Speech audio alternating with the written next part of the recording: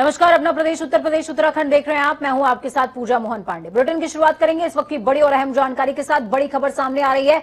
UP में रात्रिकालीन corona curfew समाप्त कर दिया गया है। कोरोना संक्रमण से बचाव का पालन करना होगा, लेकिन रात्रि कर्फ्यू समाप्त हो गया है। रात को 11 बजे से लेकर सुबह 6 बजे तक समाप्त किया गया है कर्फ्यू। अपर सचिव गृह अवनीश अवस्थी ने इस बात की जानकारी दी है, अधिकारियों को निर्देशित किया है। उन्होंने कहा कि कोरोना प्रोटोकॉल का पालन करवाइए, लेकिन कर्फ्यू जैसी अब स्थितियां नहीं रहेंगी सूबे के अंदर। तो बेहद बड़ी और अहम जानकारी आपको इस वक्त की दे रहे हैं।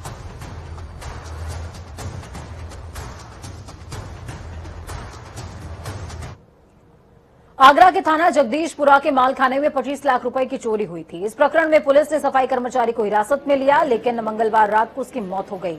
इसके बाद थाने को छावनी में तब्दील किया गया। एसएसपी आगरा ने बताया कि निरीक्षक और एक उप निरीक्षक सहित 5 पुलिसकर्मियों को निलंबित कर दिया गया है। तो वहीं दूसरी ओर डीएम ने कहा कि मृतक के पोस्टमार्टम की वीडियो रिकॉर्डिंग भी कराई गई थी।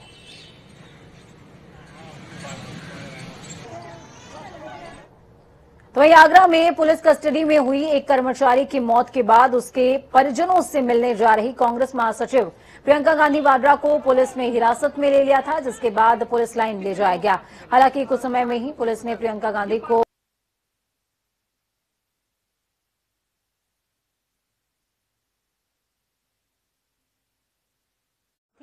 आपको बता दें, कांग्रेस कार्यकर्ताओं और पुलिस के बीच झड़प भी हुई। प्रियंका गांधी के काफिले को आगरा एक्सप्रेसवे पर एंट्री पॉइंट पर ही रोक दिया गया था। तो वहीं पुलिस का कहना रहा कि यहां पर धारा 144 लागू है और प्रियंका गांधी ने इसका उल्लंघन किया है। चलिए ग्राउंड जीरो का रुख करते हैं। आगरा से संवाददाता प्रदीप रावत हमारे साथ में जुड़ चुके हैं। प्रदीप, क्या कुछ अपडेट है? ग्राउंड जीरो से प्रियंका गांधी रवाना हो चुकी है। हालांकि पहले उन्हें लखनऊ आगरा एक्सप्रेसवे पर रोक लिया गया था, लेकिन इस बीच दोबारा उनको परमिशन मिली है हिरासत में लेने के बाद। पूजा बता दें कि लगातार सुबह से मामला सामने आया है। लगातार पुलिस के ऊपर सवाल उठ रहे हैं। आज सुबह से ही तमाम दल पुष्पा हाउस पहुंचे। वहां पर उन्होंने भ्रमित करने का कोशिश किया परिजनों को, लेकिन जो वर्तमान की स्थिति है वहां पर परिवार पूरा का पूरा संतुष्ट है। उनको 10 लाख रुपए का मुआवजा की घोषणा कर दी है। साथ ही एक कर्मचारी को नौकरी की बात कही है, लेकिन जो अन्य विपक्षी दल हैं उनका कहना है कि उनको मुआवजे के रूप में 1 करोड़ रुपए की राशि देनी चाहिए। यही राजनीति चल रही है। और अभी प्रियंका गांधी लगभग 9:30 के आसपास आगरा पहुंचेंगी। वहीं आम आदमी पार्टी के संजय सिंह भी आगरा पहुंच रहे हैं। तो ये लगातार राजनीति देखने को मिल रही है। इसमें एक बात और नई सामने खुलकर आई है कि इसमें जो मृतक है अरुण, उसकी मां ने आरोप लगाया है कि उसके बेटे को जबरन क्या नाम है उसके मामले के अंदर फंसाया गया है, जबकि इसके जो पूरा मामला घटित हुआ है इसमें पुलिस कर्मियों का सबसे बड़ा रोल रहा है और पुलिस कर्मियों के ऊपर आरोप लगाया है। और इसके साथ ही पुलिस पर यही भी आरोप लगाया है मृतका की मां ने कि जबरन उनके परिजनों को वहां पर उठाया और पूरी रात भर प्रताड़ित किया गया। साथ में जो मृतक है ये तमाम तरह की बातें आप प्रदीप कह रहे हैं, तो क्या ऐसे में परिजनों की तरफ से किसी तरह की जांच की मांग उठाई गई है अभी तक?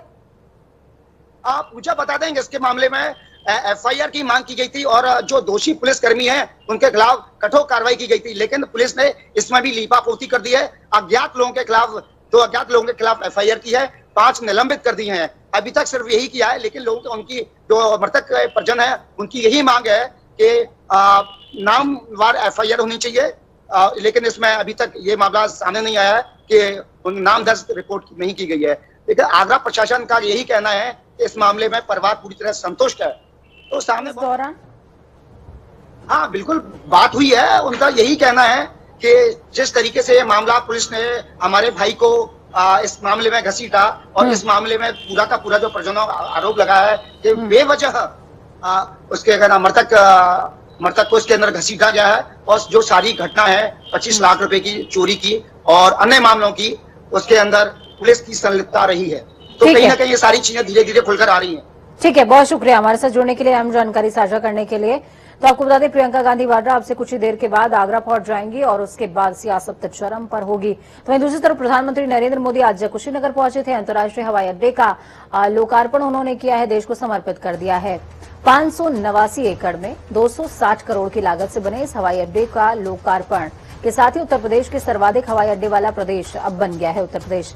पीएम मोदी यहां 180.6 करोड़ रुपए की लागत से 12 परियोजनाओं का शिलान्यास भी करते नजर आए, साथ में लोकार्पण भी किया। 281 करोड़ में बनने वाले मेडिकल कॉलेज का शिलान्यास हुआ। बरवा फार्म में आयोजित कार्यक्रम में प्रधानमंत्री नरेंद्र मोदी जनसभा को संबोधित करते नजर आए। तो वहीं इसके बाद मोदी भगवान बुद्ध के महापरिनिर्वाण स्तूप पहुंचे, जहां भगवान बुद्ध जो है शयन मुद्रा में पश्चिम दिशा की तरफ सिर करके लेटे हुए हैं।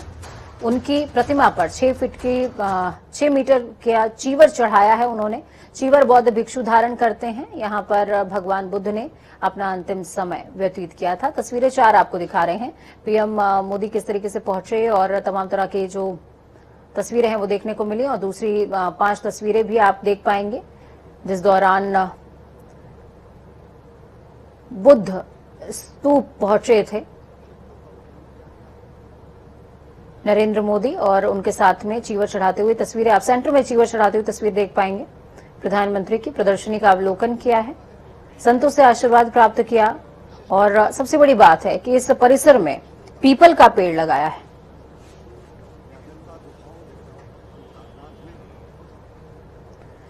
तो वहीं दूसरी तरफ श्री राम जन्मभूमि अयोध्या में राम मंदिर समिति की बैठक समाप्त हो चुकी है। मर्यादा पुरुषोत्तम राम मंदिर निर्माण का कार्य जारी है, और इसी बीच राम जन्मभूमि तीर्थ क्षेत्र की बैठक में कई अहम निर्णय लिए गए हैं। बैठक में हर साल रामनवमी के दिन रामलला की सूर्य स्नान पर चर्चा हुई है।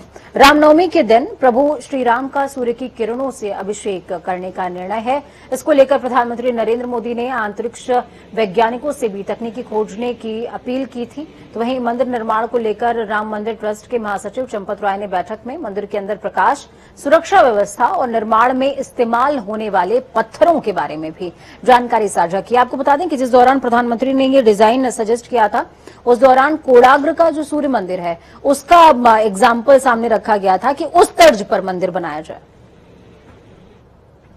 काम कर लिया है, और आज ऐसा लगा कि आगामी 2 मास में टाटा कंसल्टेंट सर्विसेज TCS अपना सब कुछ तैयार कर लेगा, और 2 महीने के बाद अर्थात by the end of December हमारा सभी अकाउंटिंग सिस्टम टाटा कंट्रोल करेगा, या टाटा डिजिटली उसको मैनेज करेगा। तो आज का दिन जो है वो कहीं ना कहीं सियासत भरा रहा है, और इस सियासती दिन के बीच में जो सबसे बड़ी घटना है वो क्या है? वो है यूपी चुनाव से आने पहले काफी लंबे समय के बाद बीजेपी के खिलाफ मोर्चा खोलने वाले सुभाषपा अध्यक्ष ओम प्रकाश राजभर की समाजवादी पार्टी अध्यक्ष अखिलेश यादव से मुलाकात। समाजवादी पार्टी ने ट्वीट करते हुए इसकी जानकारी भी साझा की है। सपा ने अपने ऑफिशियल ट्विटर हैंडल पर अखिलेश यादव और ओम प्रकाश राजभर की तस्वीर शेयर करते हुए लिखा कि वंचितों, शोषितों, पिछड़ों, दलितों, महिलाओं, किसानों, नौजवानों, हर कमजोर वर्ग की लड़ाई समाजवादी पार्टी और सुहेल देव भारतीय समाज पार्टी मिलकर लड़ेंगे। सपा और सुभाषपा साथ हैं, यूपी में भाजपा साफ। लेकिन अब इसी के साथ में और भी सवाल भी उठने लगे हैं। वो सवाल क्या है? सवाल ये है कि भाई पहले राजभर ने ओवैसी के साथ गठबंधन किया था, अब उस गठबंधन का क्या होगा? अब संयुक्त मोर्चे का क्या होगा? बहुत सारे ऐसे सवाल हैं जिनके जवाब मिलने अभी भी बाकी हैं। तो हमने भी उनके सामने 27 अक्टूबर को न्योता दिया है कि मऊ जिले के हल्दरपुर मैदान में भाग्य विधाता जो हमारे हैं उनके सामने हमने एक महापंचायत वंचित, पिछड़ा, दलित, अल्पसंख्यक महापंचायत रखा है। आप वहां चलिए, उन्हीं के सामने इन बिंदुओं पर, ताकि उनको भी भरोसा हो कि हमारा नेता जो कर रहा है हमारे लिए कर रहा है। हम कमरे में नहीं, हम जनता के बीच में फैसला देने के लिए आज उनको न्योता दिए। भारतीय जनता पार्टी को खत्म करने के लिए, सत्ता से बेदखल करने के लिए हमारा उनका समझौता है। सीटों का कोई झगड़ा नहीं है।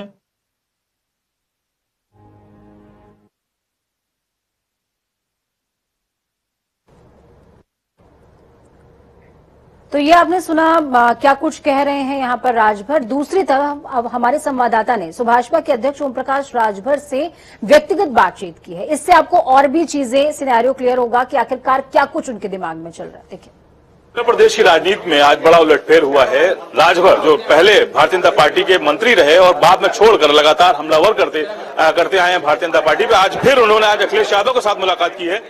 क्या वजह रही है अखिलेश यादव से मुलाकात की?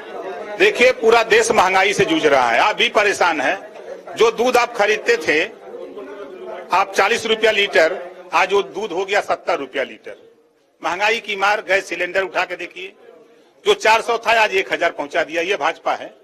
ये कहते थे कि मोदी जी का भाषण मैंने सुना था, अब की बार तो जनता कहती थी कि मोदी सरकार, समझ नहीं पाते थे। मोदी जी कहते थे कि अब की बार 100 पार, पेट्रोल गया 100 पार, डीजल गया लगभग निरा दिया, अरहर की दाल 100 पार।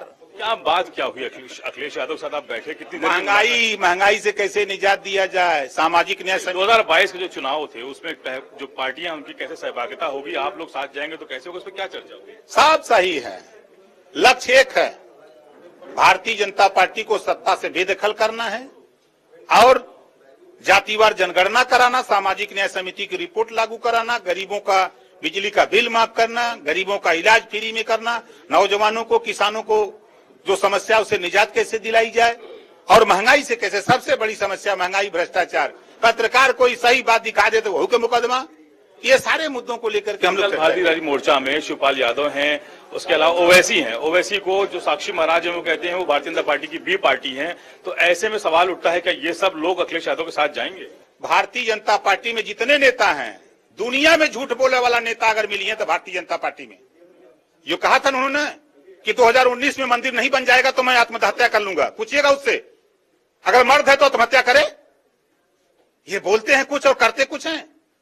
उनके 3 नेताओं ने जो बयान दिया, गंगा माई के साफ नहीं होगी तो हम जल समाधि ले लेंगे, उमा भारती ने बोला था ना, हो गए इंसाफ, लूट लिया गंगा माई को।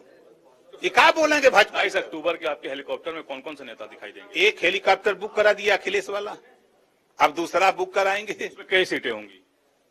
अरे 5 सीटर 6 सीटर का होता है, सुनते हैं। नेता नजर आएंगे, शिवपाल नजर आएंगे, ओवैसी नजर आएंगे। दूसरा बुक करा रहे हैं, उसी में सबको भरने के लिए 27 अक्टूबर को तय हो चुका है ना कि वो सब आपके साथ हेलीकॉप्टर में नजर आएंगे। 27 अक्टूबर को मऊ के हल्दरपुर मैदान में दोनों हेलीकॉप्टर एक साथ उतरेगा और वहीं जो है। तो ये राजभर जो आपके जो दल है उसके दिखाने के लिए, उस कम्युनिटी को दिखाने के लिए? नहीं, देखिए, पिछली बार मैंने गठबंधन जो किया था अपने मन से, इस बार जनता के मन से गठबंधन। जनता बदलाव चाहती है, सरकार को हटाना चाहती है, भारतीय जनता पार्टी को एकदम देखना नहीं चाहती है। तो सीटों को लेकर क्या बंटवारा? कुछ नहीं, सीट पीट का झगड़ा नहीं है भाई। तो देखिए, ये राजभर है, इनको ओम प्रकाश राजभर का साफ तौर पे कहना है कि कोई सीट का बंटवारा नहीं है। भागीदारी संकल्प मोर्चा के तहत वो आज अखिलेश यादव से मिलने पहुंचे थे और कई कहते हैं भाव भंगिमा बहुत कुछ कहती है और ओम प्रकाश राजभर जिस तरीके से उत्साह में है वो भी बहुत कुछ कह रहा है। हालांकि बहुत ही शातिराना अंदाज में वो तमाम सवालों से दरकिनार होते भी नजर आए, गोलमोल जवाब दिया, रटा रटाया जवाब, महंगाई से बचते नजर आएंगे। अब ये समझ नहीं आता कि विपक्ष एक टेबल पर बैठ करके कैसे महंगाई से लड़ सकता है। हाँ, आवाज बुलंद कर सकता है, लेकिन यहाँ पर ओवैसी के साथ जो गठबंधन था उसका भी जवाब नहीं मिला और भी तमाम सीटों का बंटवारा, तमाम तरह के ऐसे जवाब थे जो मिलने चाहिए थे, नहीं मिल पाए हैं। खबरों में आगे बढ़ते हैं। महोबा में प्रसपा अध्यक्ष शिवपाल यादव ने प्रेस कॉन्फ्रेंस करी। इस दौरान शिवपाल सिंह यादव ने बिजली, बाढ़, भ्रष्टाचार के मुद्दे को लेकर बीजेपी सरकार पर निशाना साधा। उन्होंने कहा, बीजेपी को सत्ता से हटाने के लिए सामाजिक परिवर्तन रथ यात्रा घूम रही है। समान विचारधारा के लोग एक मंच पर आकर बीजेपी को सत्ता से हटाएंगे। बीजेपी ने सिर्फ काला धन, भ्रष्टाचार और 2 करोड़ नौकरी के नाम पर प्रदेश को छलने का काम किया है। बुंदेलखंड में सरकार केवल 7 घंटे बिजली दे पा रही है। पूरा उत्तर प्रदेश आज इसकी वजह से, बेरोजगारी की वजह से परी की कगार पर, बेरोजगारी लगातार बढ़ती चली जा रही है। और दूसरा है, देखिए, पूरे हमने देखा है बुंदेलखंड में 7 घंटे बिजली, बताइए 7 घंटे बिजली, क्या हालत होगी किसानों के साथ, जबकि ये तो 24 घंटे का वादा करके गए और बिजली पर कितना बिलों पर रेट बढ़ रहा है। एक साल में 4 बार बढ़ा है, जबकि सर्दी में नहीं देना चाहिए और 24 घंटे में नहीं देना चाहिए। देश में बढ़ते पेट्रोल और डीजल के दामों को लेकर उत्तराखंड युवा कांग्रेस ने राजधानी देहरादून में लोन मेला लगाकर अपना विरोध जताया। युवा कांग्रेस ने केंद्र सरकार से देश में बढ़ते डीजल और पेट्रोल के दामों को कम करने की मांग रखी। युवा कांग्रेस के जिलाध्यक्ष भूपेंद्र नेगी ने कहा कि एक तरफ युवा वर्ग लगातार बेरोजगारी की कगार पर खड़ा है और दूसरी तरफ डीजल और पेट्रोल के दामों में इजाफा हो रहा है। साथ ही युवा कांग्रेस का कहना रहा कि जल्द ही सरकार बढ़ती कीमतों पर अंकुश लगाए, नहीं तो युवा कांग्रेस का विरोध अनवरत जारी रहेगा। जो हमारे देश में पेट्रोल डीजल के दाम इतने बढ़ चुके हैं, तो सरकार की नाकामियां दर्शाता है। और जिस प्रकार से जो गरीब लोगों की जेब में डाका डालने का काम जो केंद्र सरकार कर रही है, भी बहुत आशापूर्ण स्थिति है। सरकार को देखना चाहिए कि इतने बड़े पेंडेमिक के बाद लोग उभरे हैं, उन लोगों के पास पैसा नहीं, नोटबंदी का लोगों का काम खत्म हो गया और उसके बावजूद आज इतना महंगा पेट्रोल डीजल कर दिया है, तो ये बहुत ही निराशाजनक बात है। और आज युवा कांग्रेस सांकेतिक धरना प्रदर्शन लोन के माध्यम से यहाँ पर कर रही है और अगर आने वाले समय में सरकार द्वारा कोई इस वक्त कदम नहीं सही उठाएगा तो युवा कांग्रेस पूरे प्रदेश में उग्र आंदोलन करेगी। उत्तराखंड के कई जिलों में 3 दिनों तक हुई मूसलाधार बारिश के बाद रुद्रप्रयाग में मौसम साफ हो गया है। भारी बारिश की वजह से केदारनाथ हाईवे पर पहाड़ी दरकने लगी है, जिस कारण तीर्थयात्रियों और केदार घाटी की जनता को मुसीबतों का सामना करना पड़ रहा है।